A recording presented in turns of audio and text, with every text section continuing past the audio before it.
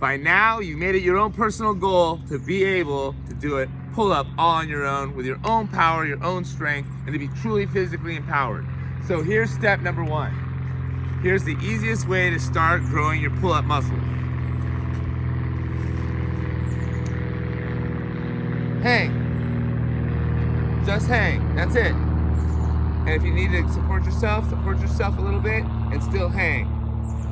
Just hang. But when you do it, do not allow this to happen. Instead, that same happy posture, you're going to retract your shoulder blades, keep your shoulders down, and you're going to just hang and activate all those lat and rhomboid muscles. So once more, you're just going to hang. Okay, step number 2 is called a negative, which means you're going to get help to get all the way up there, but you're going to use your own muscles and your own power on the way down. That's going to work the eccentric muscles and really start training those pull-up muscles to activate. Plus, it's going to give you more confidence. So in that, you can actually jump and then hold on. The whole time, keeping your shoulder blades retracted. Okay, you don't want this to happen. You want this to happen. That way everything's activated. Again, the negative. Get up there and hold on. And you can use bands for this. You can use steps for this. You can even use a person for this to help you up in the back by just putting your feet behind you. Now, really quick description of exercises. When your hands are overhand grip like this is a pull-up.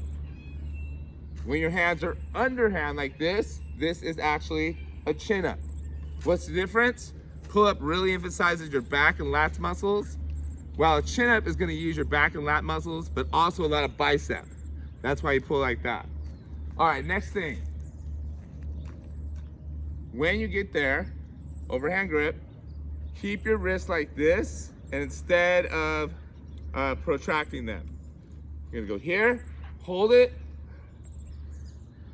You're gonna breathe out on the way up, breathe in on the way down. Out on the way up, in on the way down. The whole time thinking about those back muscles and retracting. Now here's another important tip. Imagine you're doing a plank.